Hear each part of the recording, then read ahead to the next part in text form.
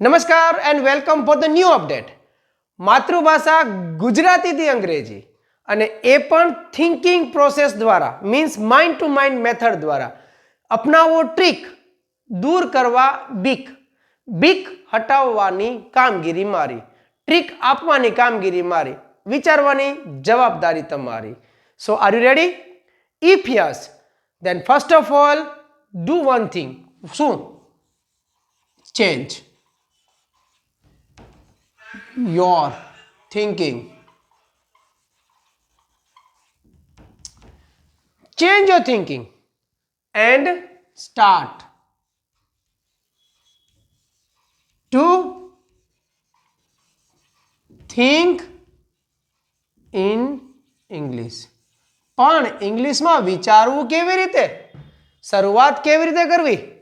તો શરૂઆત કરવા માટે ઇંગ્લિશમાં વિચારવાની શરૂઆત કરવા માટે હું તમને આપીશ ટ્રીક, જેથી તમે દૂર કરી શકશો તમારી બીક. અને જો તમને લાગે ઠીક તો તૈયારી શરૂ કરી દેજો પહોંચવા પીક, પ્રાપ્ત કરવા પીક. સૌથી પહેલા માતૃભાષા ગુજરાતીમાં કોઈ પણ વાક્યને છેડેથી જ્યારે અંગ્રેજીમાં એ વાક્ય બીજા સ્થાનેથી આઈડેન્ટિફાય થાય, છેડાને સ્થાને બીજું સ્થાન.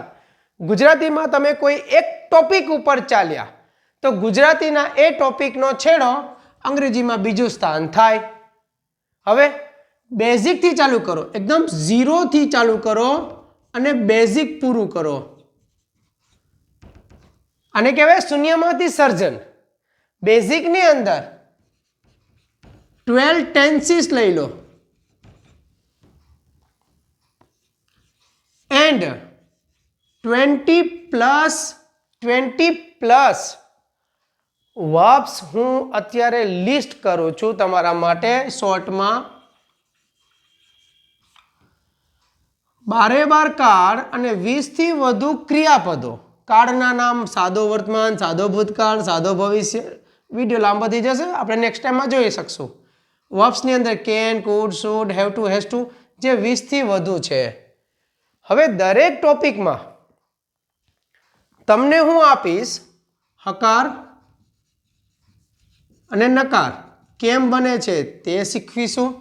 હકાર નકાર આવડે એટલે યસનો પ્રશ્નાર્થ તમે શીખી શકશો અને યસનો પ્રશ્નાર્થની મદદથી WH પ્રશ્નાર્થ. લો, આ થઈ ગયું તમારું પેકેજ.